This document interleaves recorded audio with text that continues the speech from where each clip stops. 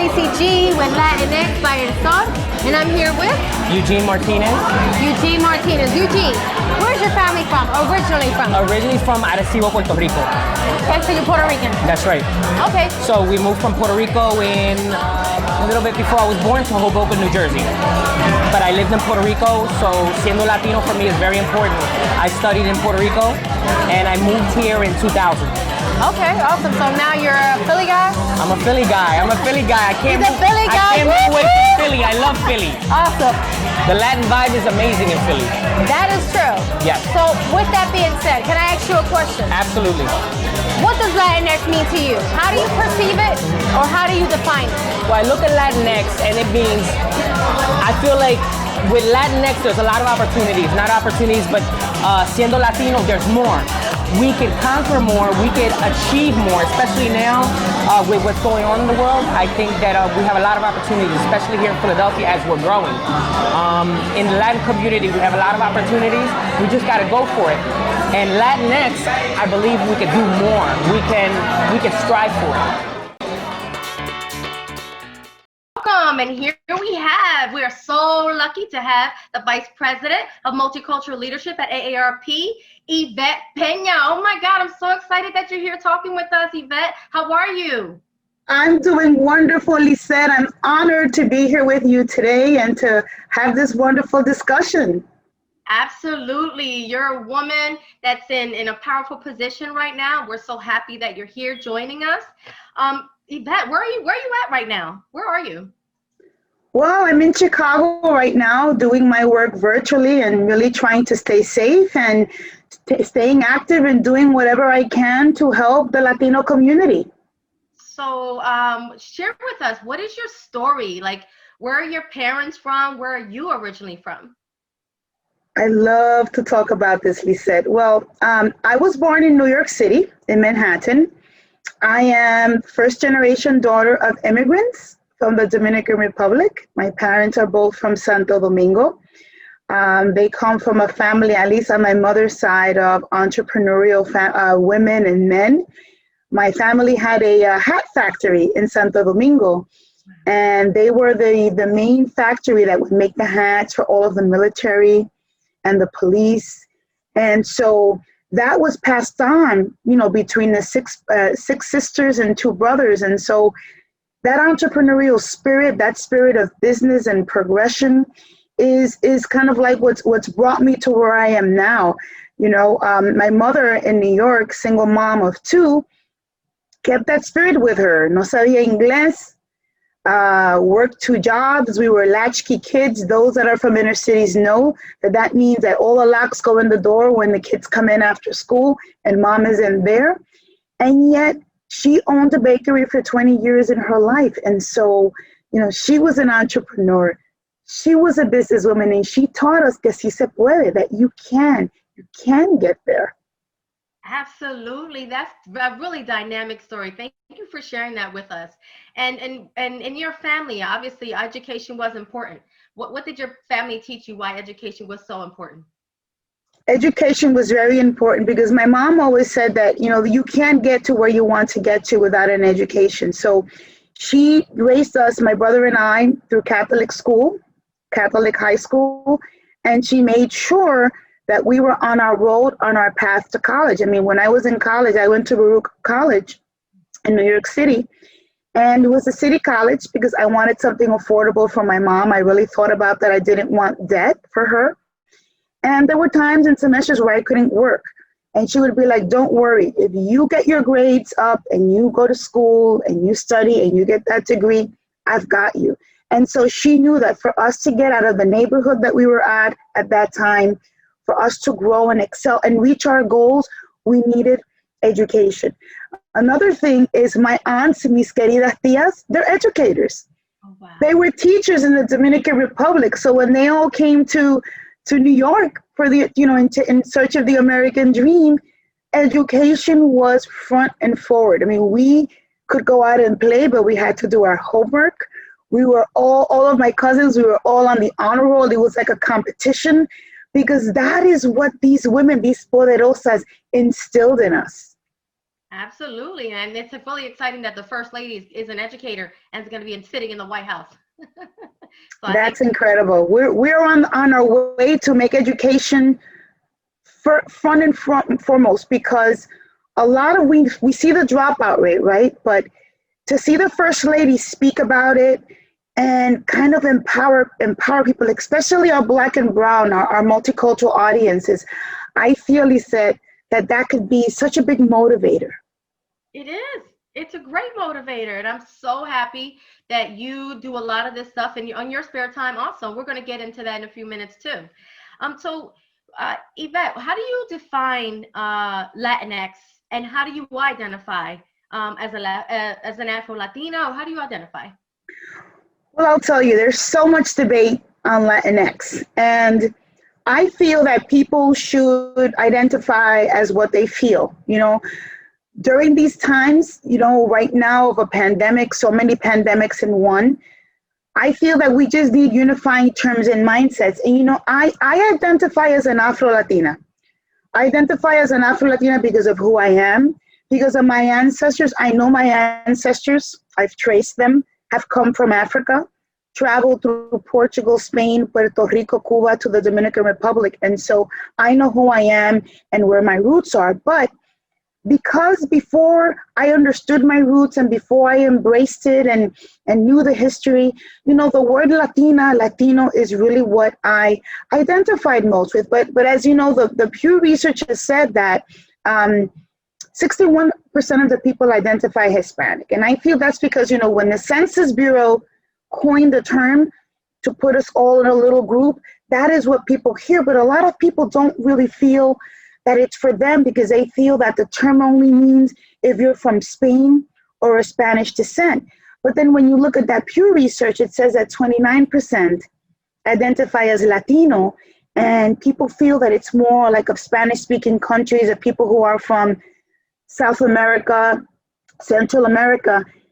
And surprisingly, Lisette, only 4% identify as Latinx.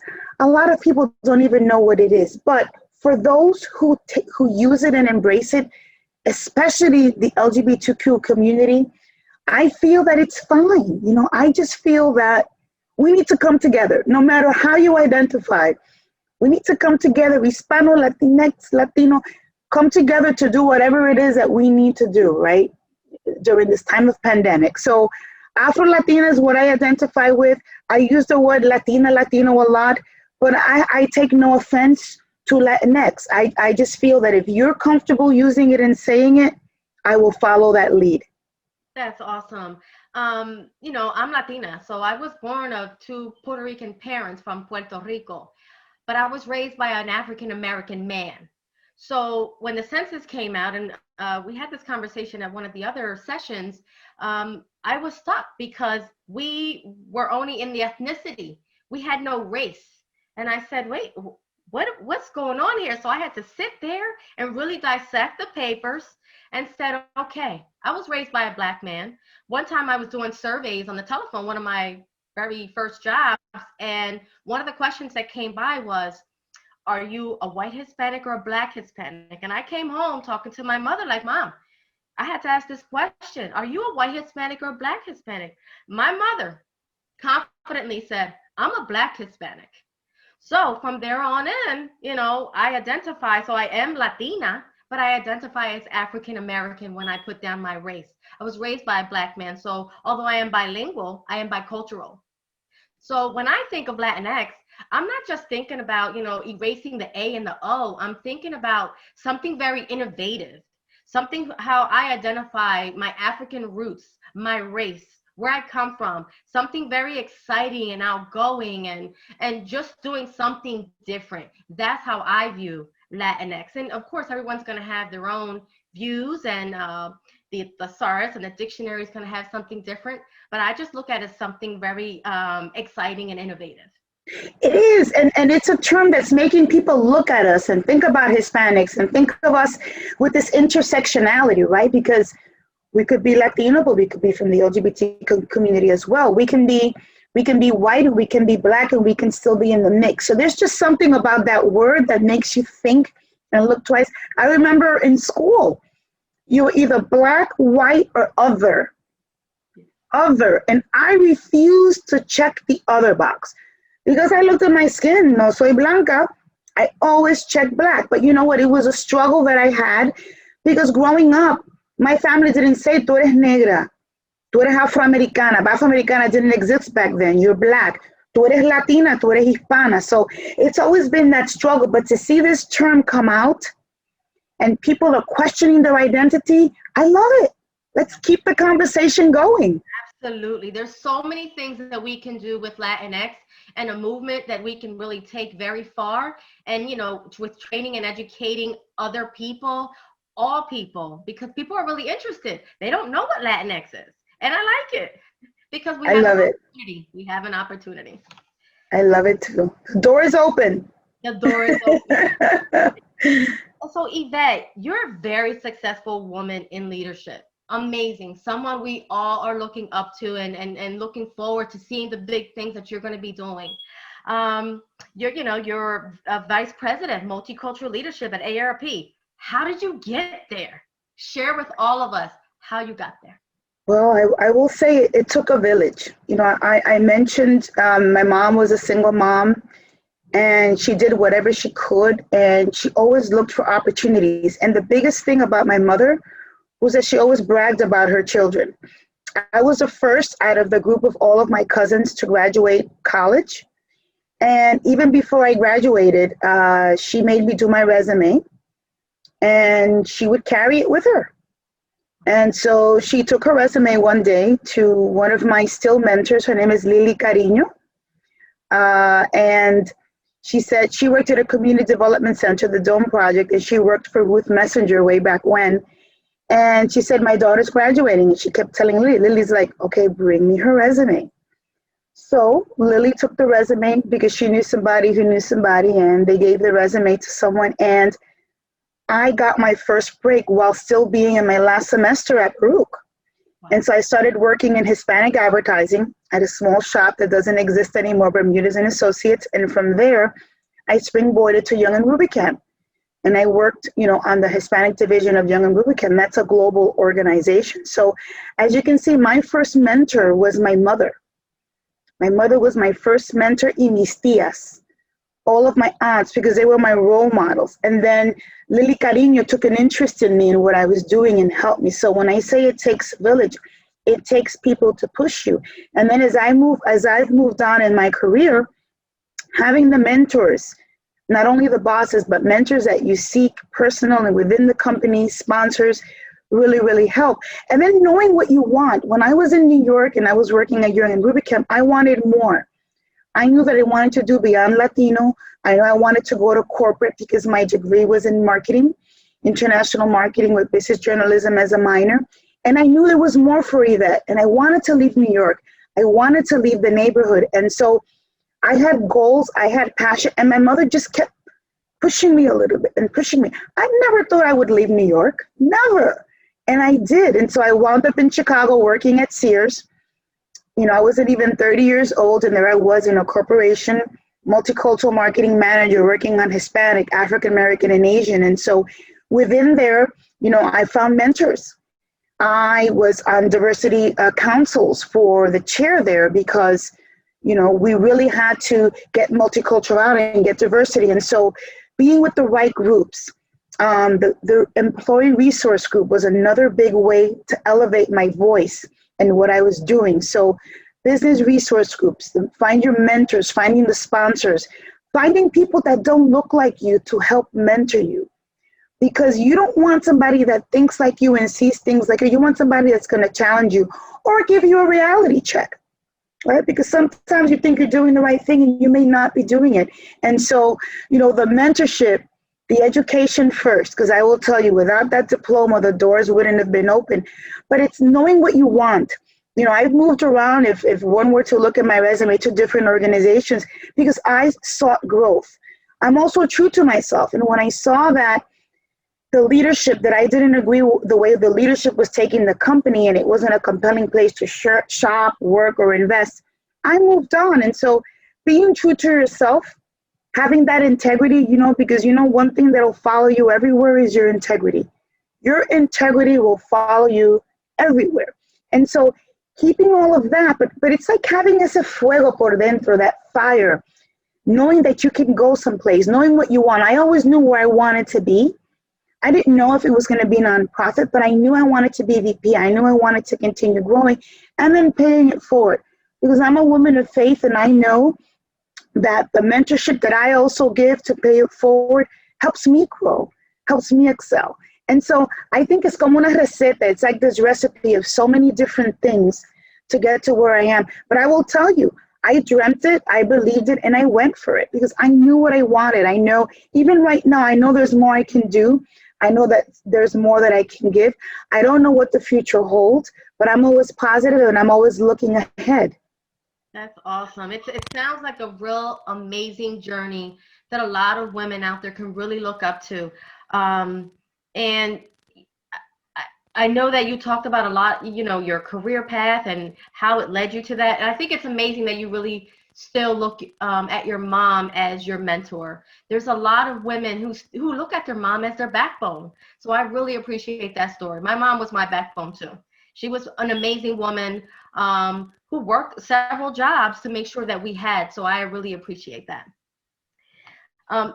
AARP, talk about what is the mission of AARP. What does AARP stand for and what is the mission? So at AARP, we empower you to choose how you live as you age. Because think about it, every year we have a birthday, and every year should be a year where you get wiser. And so what we do is we empower you with tools and information to help you plan your life, to plan ahead.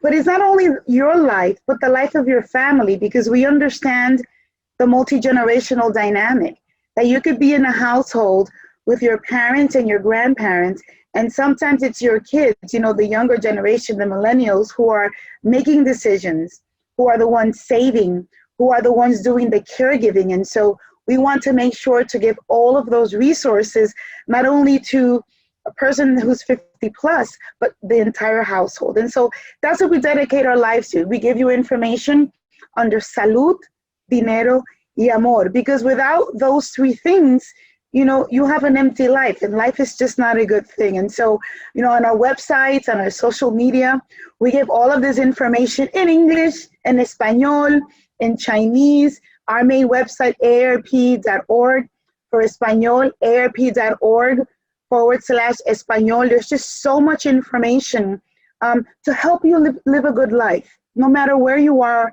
you know, in your life, no matter what age you are. We do a lot of outreach as well to millennials, because millennials are influencers, and they're the ones making the decisions a lot of times, and they're the ones influencing their parents and telling them about all the wonderful things. So that is what we dedicate our work to and our day to. I call it my heart work, because everything that I do, yo estoy enfocada so much in the Latino community that I do it with my heart and I do it with mucho amor.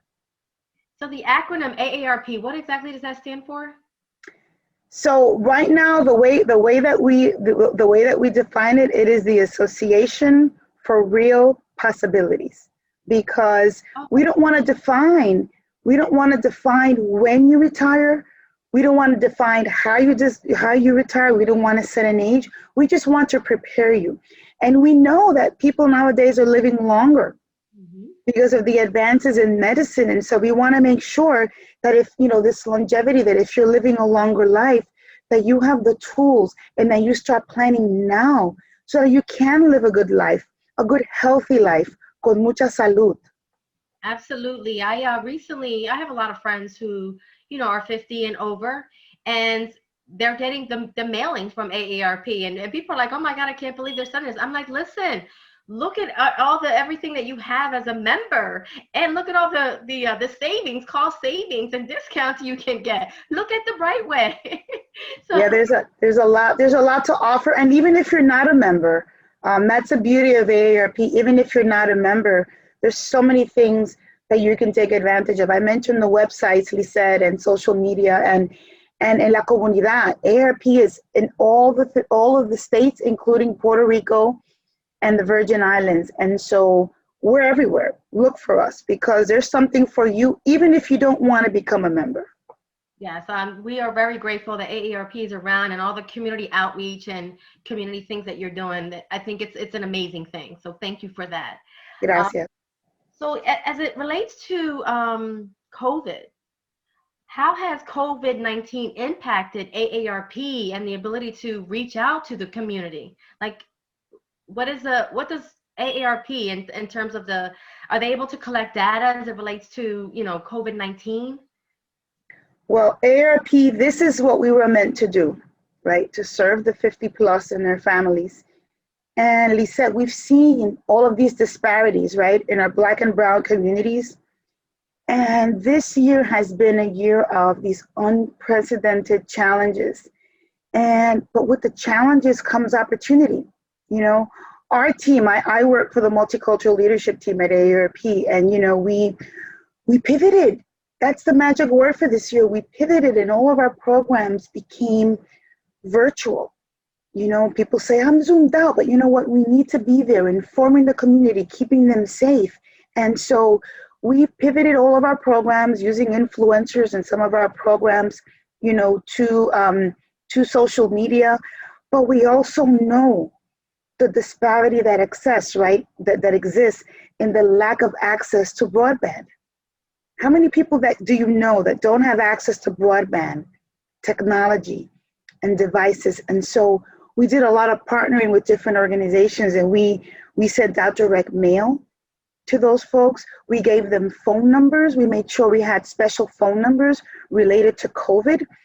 The most and proudest thing that I think we did is that we immediately shifted our efforts to a coronavirus website, not only in English and in Spanish. We set up phone numbers. We set up phone numbers so that if you needed somebody to talk to and you were lonely, we had a set of volunteers you can call. So we wanted to really be there because the disparities have hit our Black and Brown communities so hard. And, we know that there's these three pandemics. It's health, economic, and the social injustice that are plaguing our community. So we wanted to be ready in all of those areas, again, with resources, with people, and we have a wealth of resources to do research. We polled, we researched, and we saw what were the needs of our multicultural, especially community. We know that one of our data points is that more Latinos than US adults overall have had a pay cut or lost a job due to COVID. So 40% of our Latinos had to take a pay cut. 29% of Latinos have been laid off or lost their jobs. And, that's CDC and some of the research that we have. So we need to make sure, Lisette, that we stay connected and that we hear, that we're listening to what the needs are so that we can go out and bring these resources. We are the largest advocacy and lobbying organization in the United States, working with elected officials, writing those letters to make sure people are getting the resources and the support that they need, especially for housing and for food security, because there's just all of these things that are hitting our communities. But as we know, our Black and Brown communities have gotten hit the hardest. Another thing too, they said, is the mental health. Think about how emotionally impacted our Latinos are. We know that 79% are reporting more stress, 75% more Latinos report frustration, y lo más triste, 71% report sadness. And a lot of that comes from depression and isolation. And so that is what we do. We've also done brain health studies. Remember I mentioned the fun and fulfillment, we also think of the fun side. So we did a brain health study on the impact of music and brain health. And guess what? Salsa is one of the main things that takes people out of sadness and depression. It helps with the cognitive functions of the brain, and it also helps you recover from stroke. It helps bring people's memory back who are suffering from Alzheimer's or dementia. You play a song, and somebody who hasn't spoken in a while or said anything cohesive sings a song. It's just incredible. And so we've been doing all of these things, and letting people know the power of music, because it doesn't cost you anything. So we're trying to bring up things that may not be evident to people, to help them during this pandemic, to help them and their families. Absolutely. I think that you're hitting a lot of key points in terms of the love of music, but also the love of food, because that's how we like to share and be together as one, whether it's family or it's friends.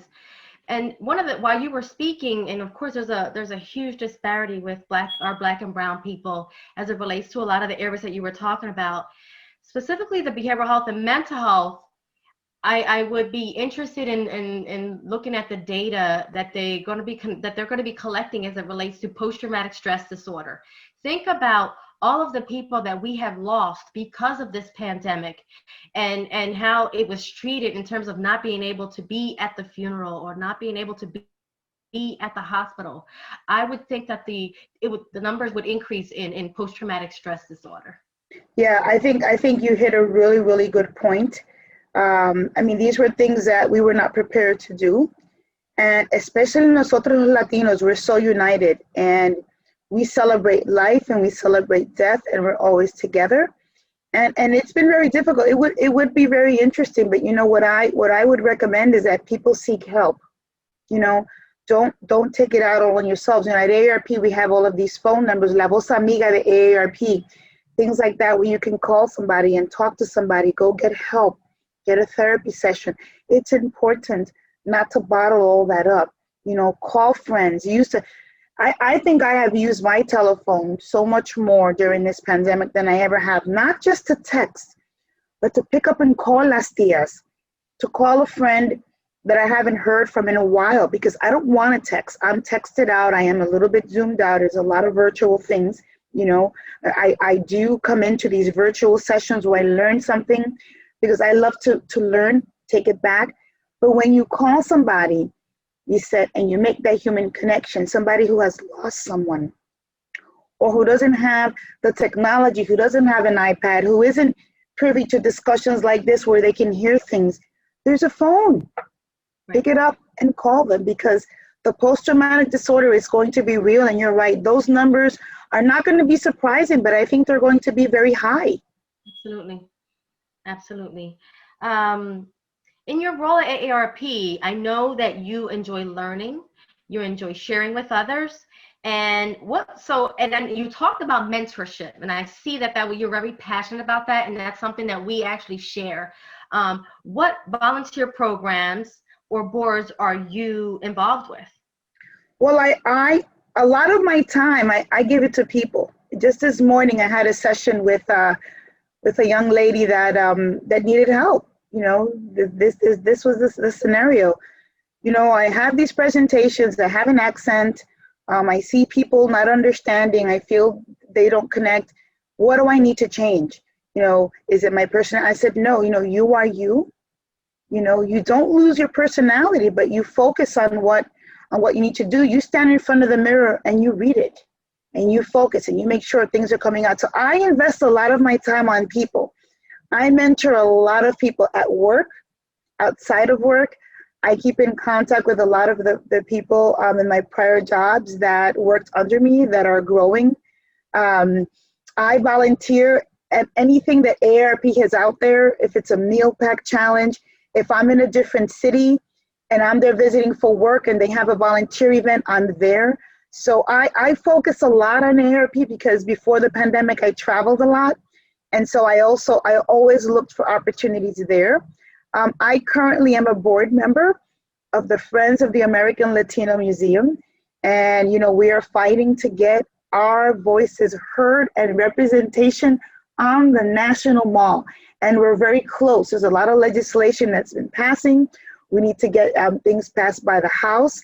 And so we want to have our stories told and heard on the National Mall. We don't want a little piece at the Smithsonian. We want the whole thing. We want a building to tell our story of our ancestors, because we are not a monolithic community. We are so different, and we all have different stories.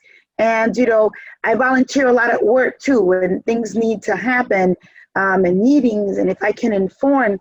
I also do a lot of thought leadership. With this pandemic, I can't tell you how many panels and virtual sessions I've done where I've been able not only to talk about AARP, but to talk about things that matter to the Latino community. On panels where we talk about research that we've done on salud, dinero y amor during times of the pandemic. So I keep myself very, very busy. Sometimes I don't even find the opportunities, they find me, and I don't usually say no. If my calendar allows, I am there, because I feel that any panel, anything that I participate in, that is the way I am giving back. Like I mentioned earlier, this is my heart work, and I do my work with love, and I do it from my heart. And so, I find the opportunities where I can help people. That's awesome. I think that's very admirable. Like you, I like to help people, and I'm a supporter of people. But what kind of advice would you give to women like me, who sometimes we're big supporters, we help people, but when it's time for us to ask for help because we're so prideful, we don't? That was something that I had in my mind as I was preparing. Hay que preguntar. You have to ask. I did not get to this position where I'm at now without asking. We have that glass ceiling. I never think of my life as there's this glass ceiling, because I usually go through it. I mean, I'm not afraid to ask because I have goals. And that's why I said in the beginning, you have to know where you want to be. You have to have a plan. You have to have goals, and you have to be bold. Sometimes they say que las mujeres son agresivas, that we're aggressive and angry Black women. I've heard those terms a lot, but no, because we show passion, it's not a negativity. If you haven't seen passion between us two in this conversation, then people aren't categorizing us right. You have to ask, and you have to have a plan and know what it is you want and be bold about it and not be afraid. Break the stereotype. I was a brand manager at Sears for Craftsman Tools. And guess what I led? I led NASCAR and NHRA. And there was this Afro-Latina in the pits at NASCAR talking about my Craftsman Tools to white men who were race car drivers, who were mechanics, and I did it with pride. And that's something different that not many people know about me. I was at the pits at NASCAR with the racers. I was at every NHR race with my headphones, feeling the engines, and my whole body trembled because I wanted to see things in action. I wanted to see the branding. I wanted to see when we sponsored the Craftsman Truck NASCAR race, I wanted to see it in action. And so, si se puede, you can do it. And don't let things limit you. It's a man's job. It doesn't matter. It's a man's job. I want to try it. I can do it. It's the same mentality with STEM. Why aren't there more young girls seeking that? We need to do it in us. But I will tell you too, it takes pushes from mentors. That's why, Lisette, it's so important. Even for me, I have mentors, to go to our mentors and ask. Another big thing that I'm passionate about is the equal pay. We are not where we need to be. How do you think you're going to get there? You have to talk to your manager. You have to talk to HR. You have to go to the people that are paying you. And you have to sometimes do the research and find out where you are on the pay scale and where you need to be. And you need to be verbal about it. And if things aren't working, move on. I just think we need to ask and be bold, because not all the opportunities are laid out. Sometimes they are, sometimes they aren't. But if you don't ask and you're bold, sin pena. No hay que tener pena porque somos mujeres. We're seeing the changes in America right now, and we need to be bold. And yeah, like the movement that's out there that I love, she se puede. Yes. Sí se puede, absolutely. I have a quick question that I just thought about. I know that you, with AARP, do you guys partner up, and since the aging population is increasing, do you guys partner up with home care companies? Well, we don't partner up with home care companies, but what we do is we have a lot of advocacy partners. And so we seek the advocacy partners that do all of that type of work. Like, for example, in the Latino community, we work with the National Hispanic Council on Aging. We work with Unidos US. We work with LULAC. We work with different organizations that help us do that. We do have a department that's very robust, and they do lead caregiving because, as you know, nursing homes have been impacted terribly. And so we work to advocate. We were the ones on the front lines advocating to change the policy, to let loved ones in, or to do something so that they could see their loved ones. So we do a lot of advocacy in that way. And we do partner with a lot of hospitals and organizations to help change the laws and even to give them information. Lisa, we have these amazing videos, these home care videos that help those types of organizations help the families who caregive for their loved ones. So there's a lot of different things that we do to really make sure that people are cared for with dignity. Awesome. I think right now, I think we've had a very good discussion, and we're going to try to see if we can open it up for people for question and answer if they have anything. We're going to open up the lines right now. But while we're lining up for questions, if you have anything you want to add in reference to, what's going on in Chicago, because right now they're shutting down everything. So, we have some room for you to share that with everyone who's watching until they bring up some questions that we can answer for them. Yeah, it's about staying safe. It's about following the CDC guidelines. I mean, that is what we need to do. And when that doesn't happen, you get the COVID surges. Right now in Chicago, Mayor Lori Lightfoot is announcing, everybody to do that 30-day stay at home. She's saying not to gather in large groups for Thanksgiving because we understand that when people gather, you just don't know who's asymptomatic. And, COVID is spreading like wildfire here.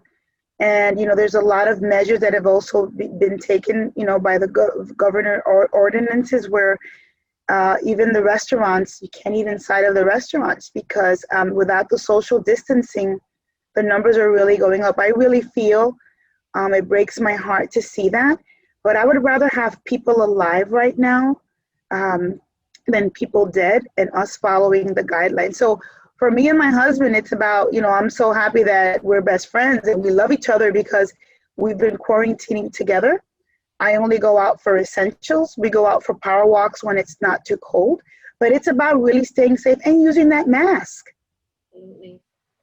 Absolutely. Using the mask is very important, not only for your safety, but for others' safety, because there are so many people we're finding are asymptomatic. They don't even know that they're carrying or walking around with a virus or some symptoms of it, because everyone's not going to have the same symptoms. Everyone's not going to have a fever, even though there are so many venues that are taking your, like the nail salon, they're taking your temperature. That doesn't mean you don't have COVID, because everybody doesn't have a fever. Absolutely, different symptoms. But what I would like to tell everybody who's listening is just be smart during Thanksgiving. This won't be the last Thanksgiving that you're with your loved ones, but it can be if you don't social distance because people are dying. This is a life and death thing. Do your small Thanksgiving, do it with the people that you've been quarantining with, and look forward to next year. By next year at this time, we shall have a vaccine. We've seen so many wonderful advancements, and for those who choose to take it, it's a choice. There will be other opportunities to gather, but it's about being safe, following CDC guidelines, listening to the government officials who are telling you what to do, and just using common sense. I just think a mask is common sense. It is common sense, Yvette, but I'm sorry to share that common sense is not common.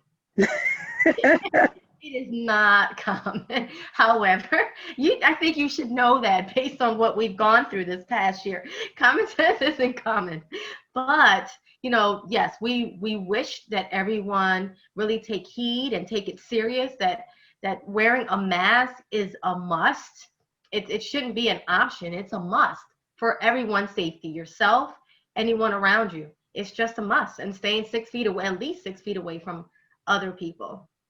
Exactly, especially right now that it's going to start getting cold in some places, and people are going to have large gatherings. Don't do it. Keep your gatherings small, And remember, next year is another year. Let's make 2021 the year where we really appreciate all of those people that we could not be with, and gather and do bigger things. But right now, let's just lay low a little bit. It's not the end of the world, but if we all stay home, like in Chicago, those that are listening that are in Chicago, stay home for a bit, just go out, essential workers. Next year is another year where you can be healthy, because even if you get COVID and you recover, a lot of people still have symptoms, that they suffer with afterwards. And so the best thing is not to get it. And if you get it, to fight it. But the best thing is, if you follow your precautions, not to get it and to stay healthy. Absolutely. Well, Yvette, we didn't get many questions coming in, and it's about that time to close down. But what you just said was very profound. It's better not to get it, but if you get it, to fight it. Because what you need to do, it weakens your lungs. So if you fight it, you got to strengthen those lungs to keep going. We really do appreciate the time that you took out to be with us today. You offered so much information for us to really take heed to and really process. And we're thankful that you are here, and you are one of the Black and brown person in leadership at AARP. Yvette Peña, thank you so much for being here with us today. And this is Lissy G with El Sol Latino and Latinx. And until next time, we have a show coming up next week, November 20th. See you guys then. And thank you, Yvette. Gracias, un placer. Take good care. Gracias. Adios. Chao.